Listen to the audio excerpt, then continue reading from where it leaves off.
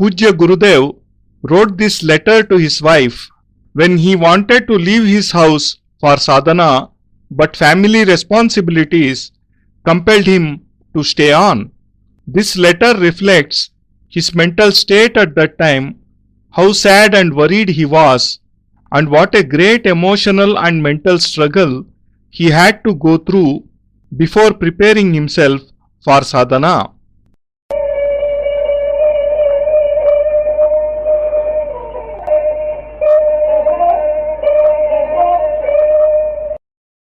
పూజ్య గురుదేవ్ గారు ఆయన సాధన కోసం ఇల్లు వదిలి వెళ్ళిపోతున్నప్పుడు భార్య భగవతి శ్రీమాలి గారికి ఈ ఉత్తరం రాశారు. కుటుంబం ఆయనను వెళ్ళవద్దు అంటున్నది. ఆ సమయంలో ఆయన ఎంతో మానసిక క్షోభను అనుభవించారు. ఎంతో మానసిక సంఘర్షణ చేయవలసి వచ్చింది.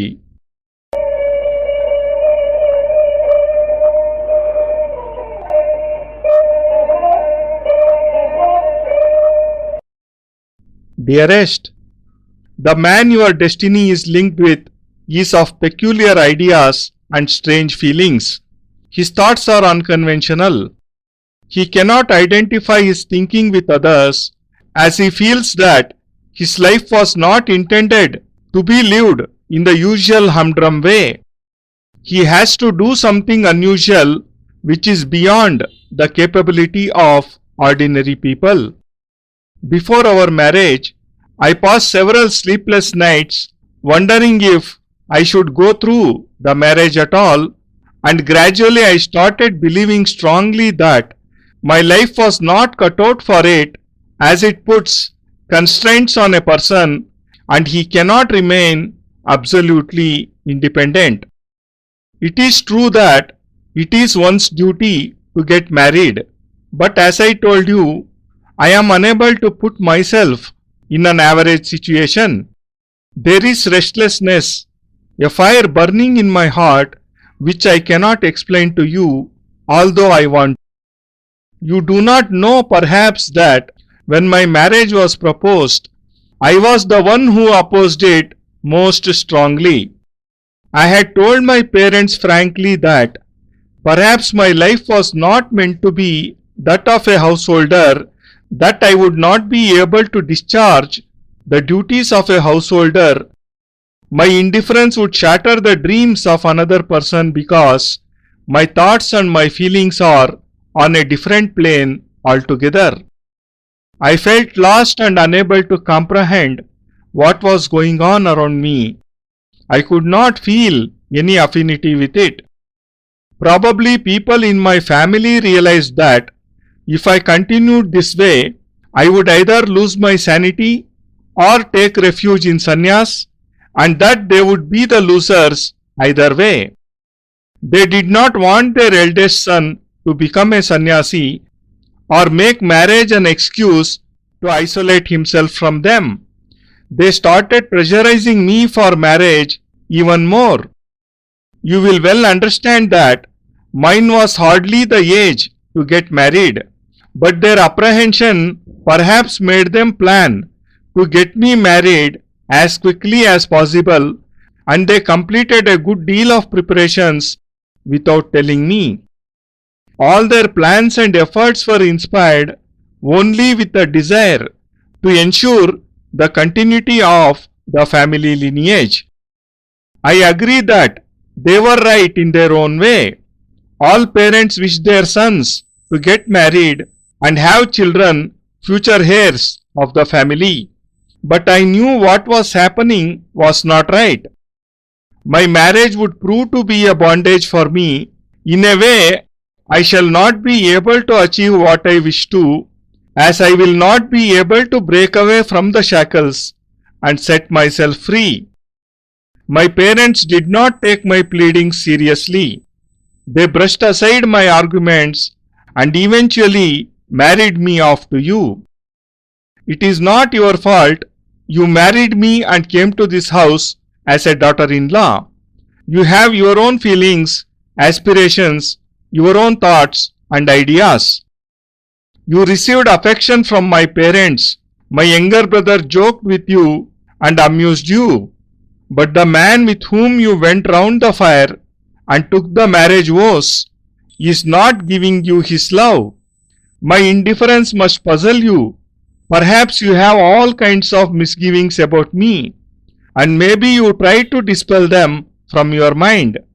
I have noticed that you look quite lost, and a shadow has fallen over your fresh and cheerful face.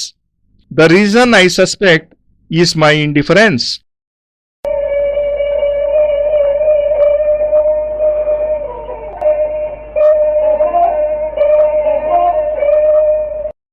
ప్రియురాలా, ఎవరితో నీ బంధం ముడివేయబడ్డదో ఆ వ్యక్తి ఒక విచిత్రమైన ఆలోచనలు కలవాడు.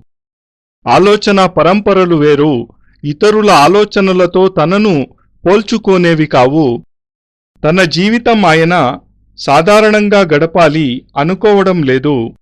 విలక్షణమైన విశిష్టమైన సామాన్యులకు కూడా అందుబాటులో ఉండేటట్లు కృషి చేయాలనే తపన. వివాహానికి ముందు ఈ ఆలోచనలతోనే నేను ఎన్నో రాత్రులు గడిపాను. నా జీవితం వివాహం కోసం కాదు, నేను వివాహం చేసుకోను అనుకునేవాడిని. వివాహం వల్ల మనిషి తన వ్యక్తిగత స్వాతంత్ర్యాన్ని కోల్పోతాడు అనుకునేవాడిని. కానీ వివాహం జీవన ధర్మాలలో ఒకటి కూడా. దీనిని నిర్వర్తించడం మన కర్తవ్యం. కానీ నేను నన్ను సాధారణ స్థితిలో ఉంచుకోలేకపోతున్నాను. నా మనస్సులో ఉన్న భావాన్ని, మంటని, ఉద్వేగాన్ని నీ ముందుంచలేకపోతున్నాను. నీకు తెలియకపోయి ఉండవచ్చు గాని నాతో నా వివాహ ప్రసక్తి వచ్చినప్పుడు నేను బాగా ప్రతిఘటించాను. మా అమ్మా నాన్నలతో నా జీవితం వైవాహిక జీవనం కోసం కాదు అని చెప్పాను.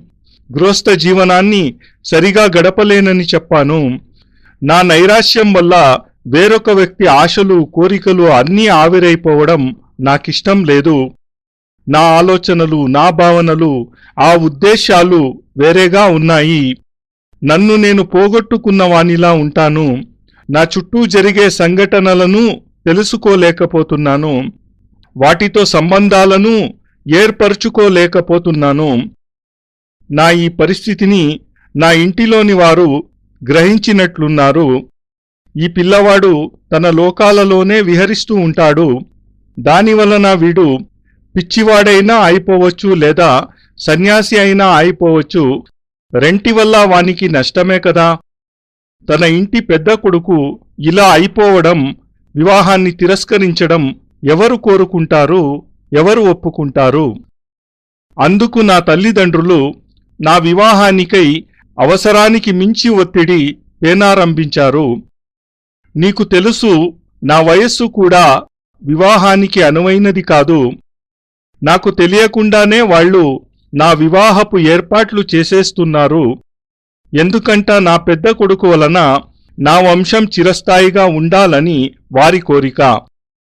వాళ్ల వరకు వారి ఉద్దేశ్యం సరి అయినదే. ప్రతి తల్లిదండ్రి తమ పిల్లవాడు గృహస్థు కావాలని కోరుకుంటారు కూడా. అలానే వంశాభివృద్ధిని కూడా కోరుకుంటారు కదా.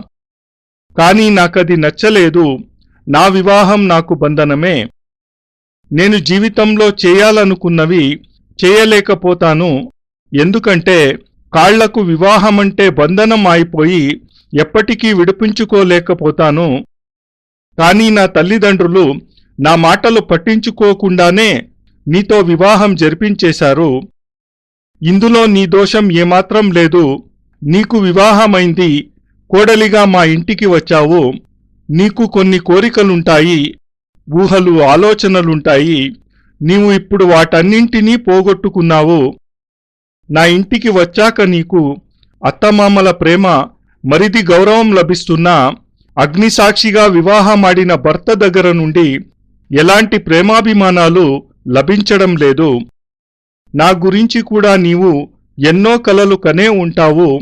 ఆ కోరికలను ఇప్పుడు చెల్లార్చుకుంటూ ఉండి ఉంటావు అనుకుంటున్నాను. నేను గత కొద్ది సంవత్సరాలుగా నిన్ను ఏదో పోగొట్టుకున్నదానిలా చూస్తున్నాను. మా ఇంటికి వచ్చినప్పుడే ఆ స్వచ్ఛత, తాజాదనం, ఉత్సాహం, ఆనందం, వాటి మీద నీలి నీడలు వ్యాపిస్తున్నట్లనిపిస్తున్నది. ఎందుకంటే నేను నీ పట్ల చూపిస్తున్న ఉదాసీనతే.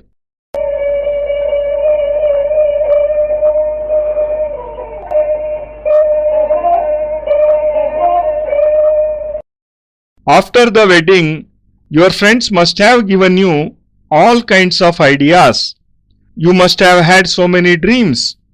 Perhaps your lips quivered to say so much, but after all these days, when you had nothing but indifference from me, your dreams must be shattered. Those tender expectations frustrated with a veil drawn over them. Probably I shall not be able to fulfill your expectations.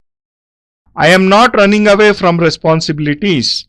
I want to reach at a compromise with you to save you from future suffering. Probably I shall not be able to give you the kind of love a husband usually gives his wife soon after the marriage. I may not be able to fill your life with colorful dreams, which is the way it should be at this age. I shall not be able to indulge in love talks, whisper sweet nothings, tease, joke, and all the rest. But all this does not mean that I am really indifferent and that I am ignoring you. Now that I am married, I have thought a good deal about us. If it is my duty to develop my spirituality, it is also my duty to fulfill my parents' wishes. I should do what makes them happy. It is the duty of a son to respect his parents' wishes. He should not live to make them unhappy. I thought that they would be happy if I got married. They attached great importance to it, and one day they even said, "You talk of repaying the debt of gratitude to your parents. You can do that by listening to us and getting married." I gave my consent that very day, which culminated in our marriage.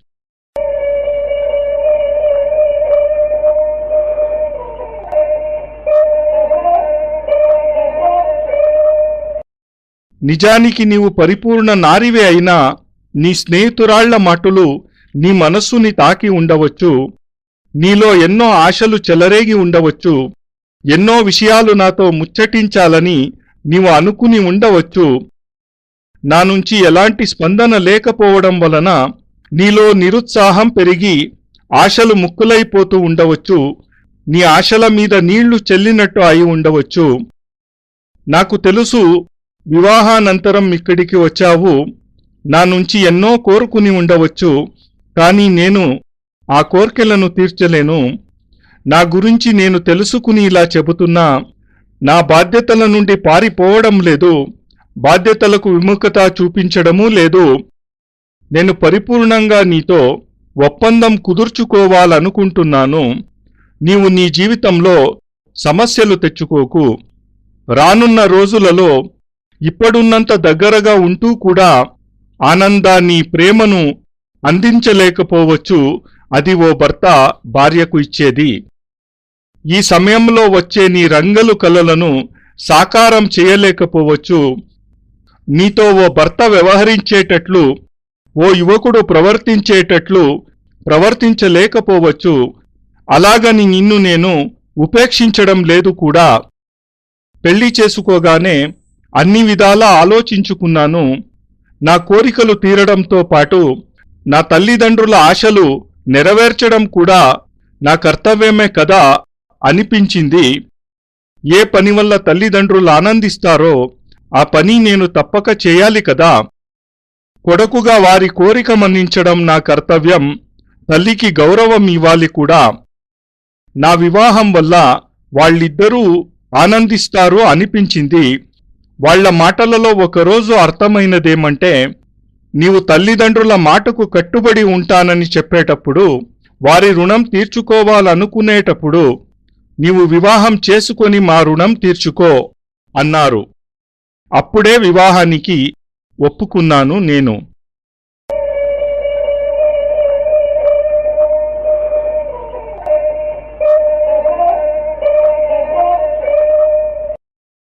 I understand your feelings.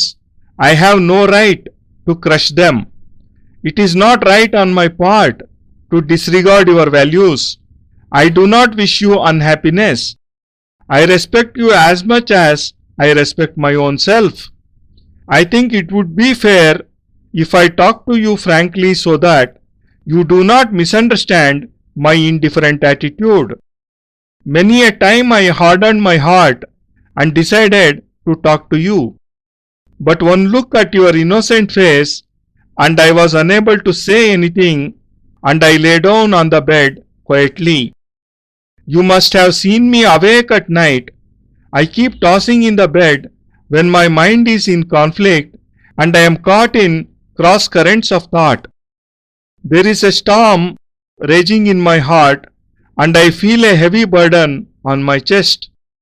I can be rid of it only after I have talked to you freely, putting all my cards on the table. Until then, I shall not be able to do anything in peace.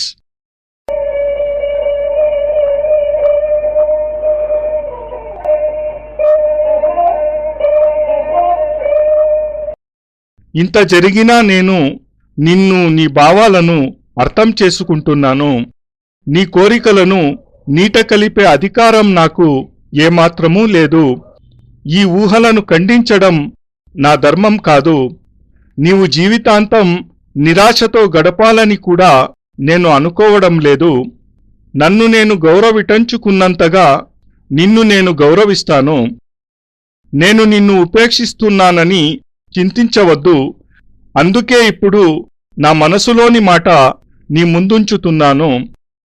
ఎన్నోసార్లు నా భావాలను నీ ముందుంచుదామనుకొని సిద్ధమైన నీ అమాయకపు ముఖాన్ని చూసి ఏమీ చెప్పలేకపోయేవాడిని.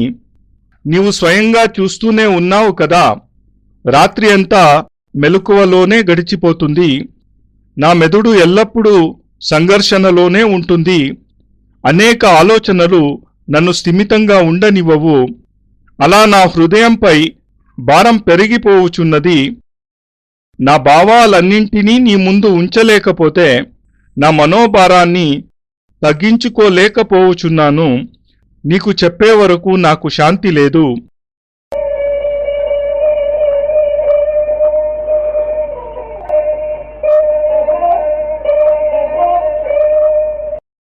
As I told you, my life is not intended to be lived the normal way. I do not want it. I do not feel inclined to strive for the material comforts of life, nor do I attach great importance to earning money and wasting these precious years in fun and frolic with my wife. I have from the very beginning been an introvert. I express myself in very few words because I feel so restless. There is a fire burning in my heart which cannot be seen by others. The more I try to suppress it, the more overpowering it becomes. I have been coming to you for the last 4 months in this state of mind, but I have not been able to say a word about all this, and that is the reason I am taking recourse to writing, to be able to place before you my problems without any reservation and reach an understanding with you in these early moments of life, so that I do not have any regrets and you have no resentment.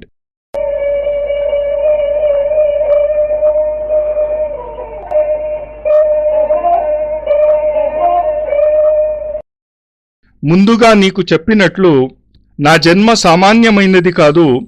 సామాన్యంగా ఉండాలని కూడా నేను అనుకోను. నా సుఖాల కోసం ప్రాకులాడాలనుకోను. ధనానికి ఏ ప్రాధాన్యం ఇవ్వను. నా భార్యతో సుఖ సంతోషాలతో రంగుల జీవితం గడపాలని అనుకోను. నా జన్మ ఇలాంటి పనుల కోసం కానే కాదు. నేను ఎల్లప్పుడూ అంతర్ముఖంగానే ఉంటాను. నేను నా భావాలను తక్కువగా మాట్లాడుతూనే వ్యక్తపరుస్తున్నాను. నా మనస్సు నిలకడగా లేదు. నాలోని మంటలని ఇతరులెవరూ ఆర్పలేరు. ఈ మంటలని, ఈ వేడిని ఆర్పాలని నేను ఎంత ప్రయత్నిస్తూ ఉంటే అవి అంత పెరుగుతూనే ఉన్నాయి. నోటి వెంట ఒక మాట కూడా రావడం లేదు. అందుకే ఉత్తరం ద్వారా వ్యక్తపరచాలనుకుంటున్నాను. దీని ద్వారా నా సంపూర్ణ భావాలను నీ ముందు ఉంచగలుగుతాను. జీవితపు ప్రారంభ దినాలలో ఒక ఒప్పందానికి రావాలనుకుంటున్నాను. నాలో ఏ నలతా ఉండకుండా నీ మనస్సులో ఎలాంటి విపరీత భావాలు ఉండకూడదనుకుంటున్నాను.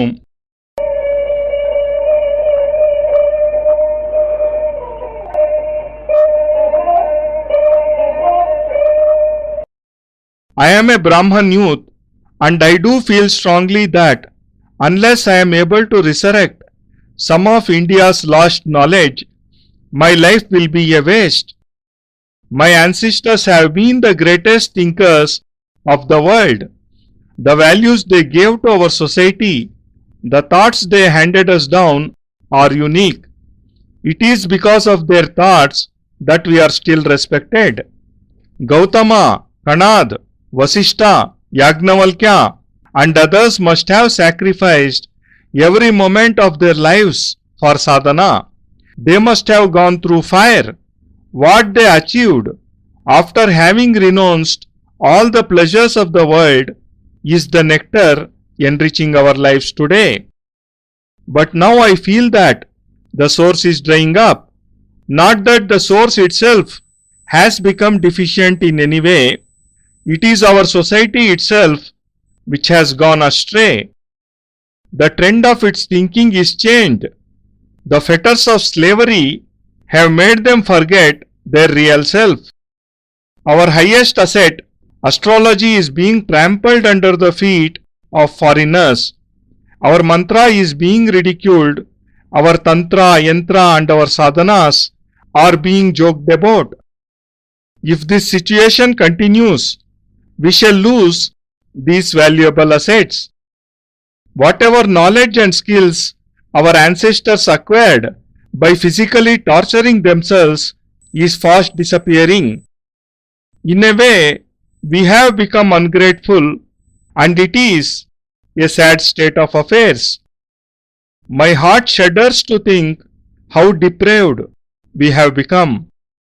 Our society is moving in a direction which will end up in a cell of darkness. I cannot consciously follow this road to darkness. This is the fire in my heart which is consuming me little by little. I cannot enjoy myself even if I wish to. I cannot get involved in merrymaking. At the age when a man talks to the moon, enjoys romance and his beloved's company in the moonlight, I keep getting consumed by this fire within me. My only desire is not to die like an ordinary man. It is not my aim to earn my livelihood in the humdrum way. My only aim in life is to establish astrology at a very eminent place and show to the world that this knowledge which made us the leaders in the world is very unique. Apart from this, Tantra and Mantra have been the very foundation of our society. Sadhana has been the pulsation of its life. That is what made India what it is and gave it a prestigious place in the world. It is the crowning glory of the world. But my country is being trampled upon by foreigners. We are alive, yet like the dead. We have forgotten our own language and the honor of our ancestors and have started feeling proud in not accepting ourselves.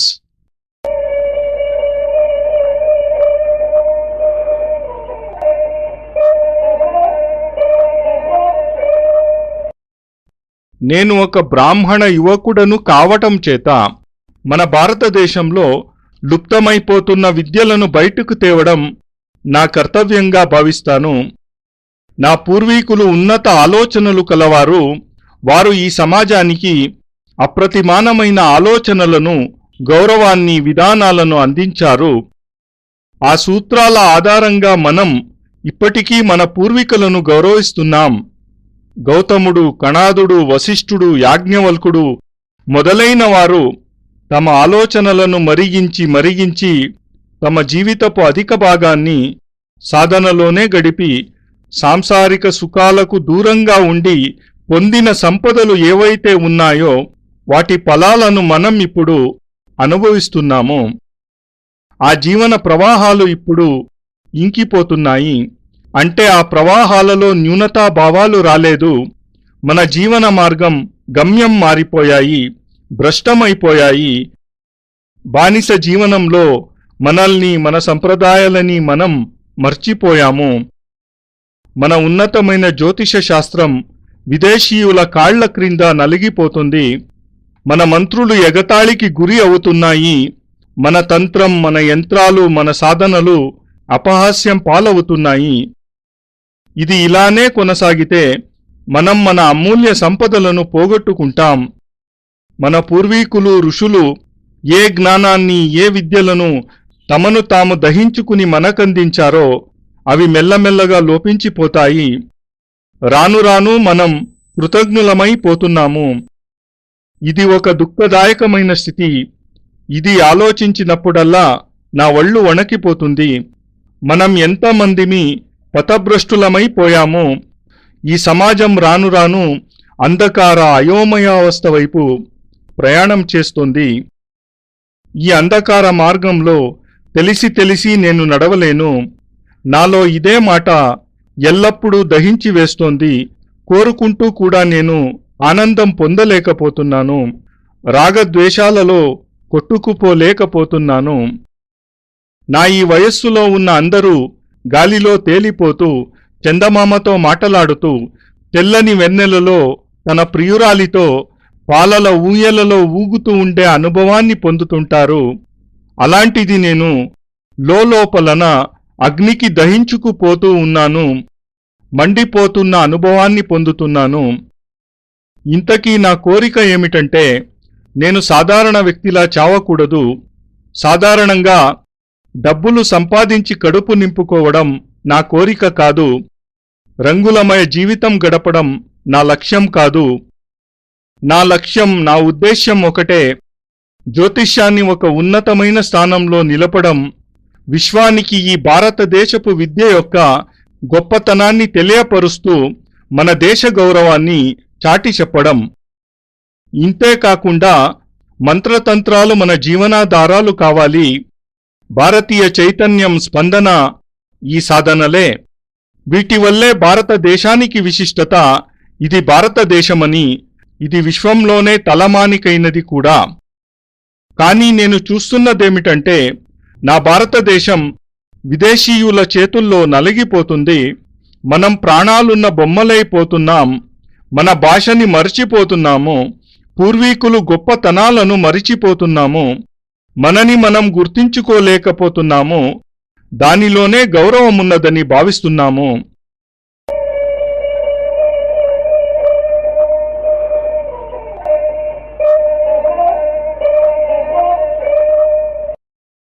There are only two solutions, either to accomplish this task through politics or save our ancient heritage through sadhana. The first course does not appeal to me. I cannot adopt it. The second course is better for me. People who think differently or do not wish to follow the beaten track are called crazy. And you can imagine how painful it would be for you to be a madman's wife. It is to compromise with you on this point that I am writing this letter. I want you to help me achieve my objective. Be my partner in my endeavors and do what I wish. This is my desire.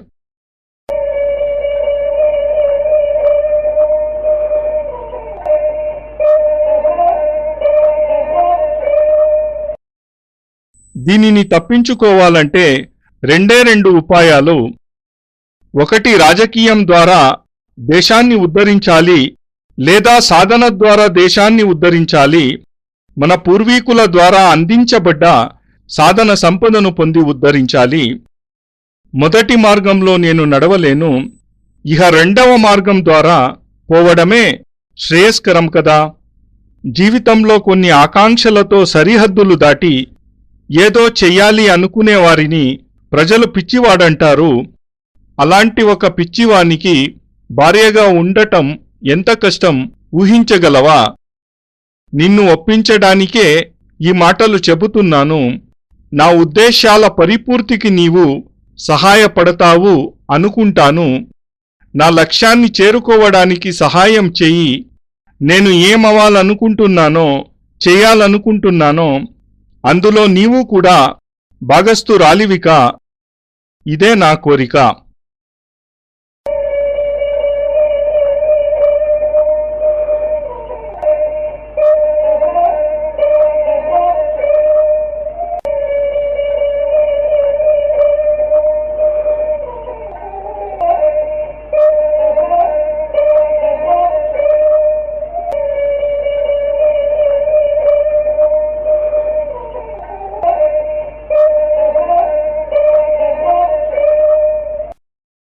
నారాయణోత్వం నిఖిలేశ్వరోత్వం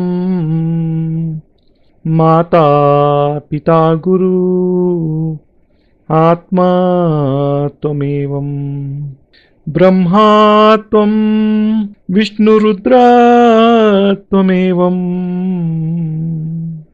సిద్ధాశ్రమోత్వం గురువం ప్రణమ్యం త్వమేవ మాతా చ పితా త్వమేవ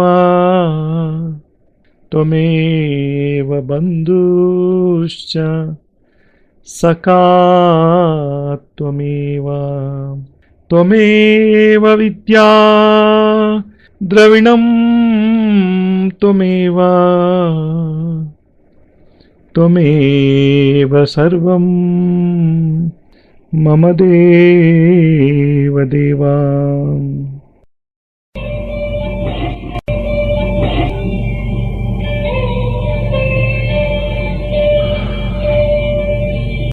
త్వదీయం వస్తు నిఖిలం తుభ్యమేవం సమర్పయేత్. జై గురుదేవ్.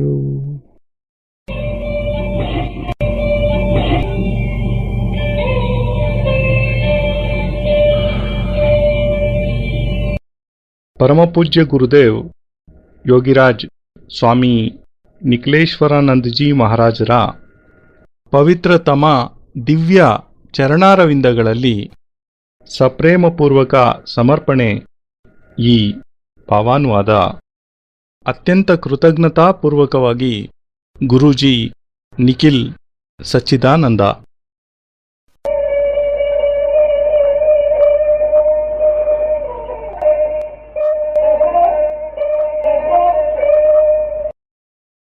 ಜೈ ಗುರುದೇವ್. ಪರಮಪೂಜ್ಯ ಗುರುದೇವ್ ನಿಖಿಲೇಶ್ವರಾನಂದರ ಆಂಧ್ರದ ಶಿಷ್ಯರು ಹಾಗೂ ತೆಲುಗು ಭಾಷೆ ಬಲ್ಲಂತಹ ಎಲ್ಲ ಸಾಧಕರು ಗುರುಬಾಯಿಗಳಿಗೂ ಹೃತ್ಪೂರ್ವಕ ವಂದನೆಗಳು.